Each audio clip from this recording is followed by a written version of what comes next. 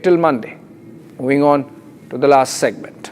This bill would allow... And India also is bullish. Yes, sir. So you put a 25% tariff on India for buying Russian oil. I was at the Indian ambassador's house about a month ago, and all he wanted to talk about is how they're buying less Russian oil. Would you tell the president to relieve the tariff? I really do believe that what he did with India is the chief reason India is now buying substantially less Russian oil. So I hope we pass this bill soon.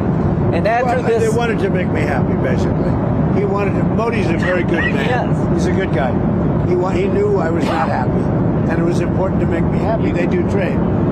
And we can raise tariffs on them very quickly, and it would be very bad for them. It's been a year of tariffs, but tariffs as Donald Trump completes one as President of the United States next week in his second term. But reports and numbers on the trade front are not what the Trumpist stars or the mega supporters of Trump would have loved to hear. India's merchandise exports to the US during April-December period saw an almost 10% jump, rising to approximately US $66 billion, compared to US $60 billion in the previous year. In the month of November itself, the year-on-year increase was a whopping 22% at US $7 billion. Even with punitive tariffs in place, industries like electronics, which are up 16%, marine products up 11%, pharmaceuticals up 5%, and engineering goods stayed strong. Overall exports also showed a rising clip of 5%. In December of last year, that is 2025, India's overall merchandise exports reached US $38.5 billion, a 2 percentage point increase year on year.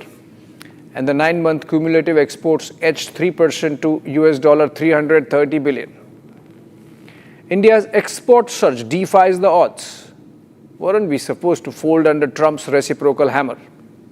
Instead, Indian shipments of pharma, electronics, textiles, and rice to the US grew steadily, even as duties bit into margins, of course. Why? Diversification and niches. Pharma dodged full hits due to essential status. Electronics filled the void left by China, and rice carved a premium lane despite existing tariffs. There's more to the story.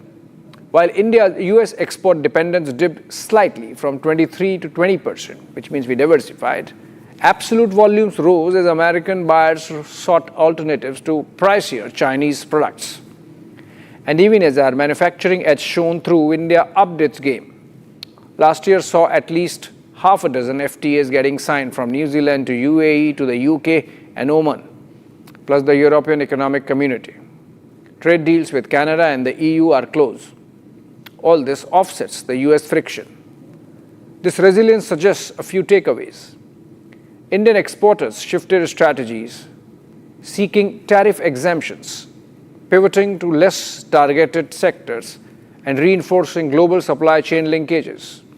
Indian smartphones found new markets like Slovakia, Israel, Latvia, Vietnam, South Korea, among others.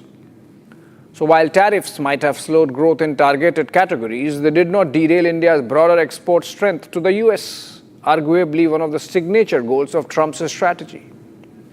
The aim was ambitious so far as Trump is concerned: shield the US manufacturing, rebalance trade deficits, and coax partners into fairer deals. But the India story proves otherwise. And that's still not the complete picture. Look at China, and you realize the gaping hole in Trump's strategy. Despite facing intense US tariffs of up to 47.5%, China recorded a jaw-dropping global trade surplus of US $1.2 trillion. That colossal surplus reflected not just resilience, but strategic adaptation. Chinese manufacturers sidestepped US tariffs by boosting exports to ASEAN, up 13%, Africa up 26%, Latin America up 7%, and the EU up 8%. Domestic policies and a weakened yuan made Chinese goods cheaper abroad. Taken together, these trends paint a picture of limited leverage for Team Trump. India weathered the storm by channeling growth through resilient sectors and supply chain flexibility. China simply rerouted its trade and expended it elsewhere. There's another interesting takeaway. The Kazan reset with China that India had is paying off. Our merchandise exports to China in the last 6 months of 2025 versus 2024 grew 37%, $14 plus billion versus 10.42 billion. China recorded notably higher Indian imports, with electronics and engineering goods seeing sizable increases. So Washington needs to take note. I spoke to a Commerce Ministry official part of the trade negotiations some time back, and if I rephrase his anecdotal account of the difference between American and European strategies when it comes to negotiating the trade deal, it comes down to one word: flexibility. Like the EU officials were comfortable to take agriculture off the table so that talks could proceed. Unlike in the case of the United States, where stalemate is centered around the GM crops and the dairy sector. Also, and that's a big factor, the official told me that he sensed that the American team came with a strong brief but limited freedom in terms of give and take. Obviously, because everything has to go right up to the top, to the White House.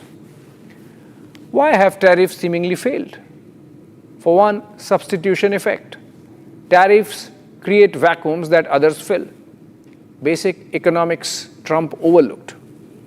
As Chinese goods got pricier, India ramped up low-cost alternatives like generic drugs, replacing pricier Chinese APIs, or textiles dodging full steel aluminum add-ons.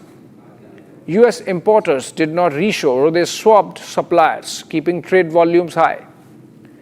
Data shows only 17 of the 57 targeted nations cut deals with Trump, leaving heavyweights like India and China defiant. Meanwhile, US manufacturing jobs flatlined. Tariffs raised input costs for autos and tech, killing almost 100,000 positions as per some estimates, as firms passed hikes to buyers amid 2025's inflation bout.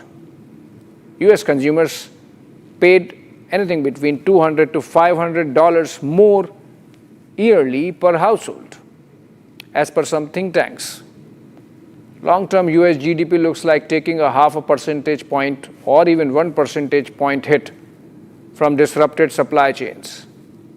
The Venezuela, Greenland, Iran headlines could be planned distractions for these reasons ahead of the midterm elections. And then there are the geopolitical costs. India's is the most classic case of standing up to Trump's tariff bullying. Well, not just tariffs, but the Pakistan pivot also, that has put the larger India-United States relationship into a downward spiral that would not be easy for just Sergio Gore, the new US ambassador to India, to retrieve. Prime Minister Modi has earned plaudits from around the world to have managed the friction with Trump so well, even as leaders around the world, particularly in Europe, seem to be capitulating. This is an evolving story, and we shall keep coming back to it. Thanks for watching.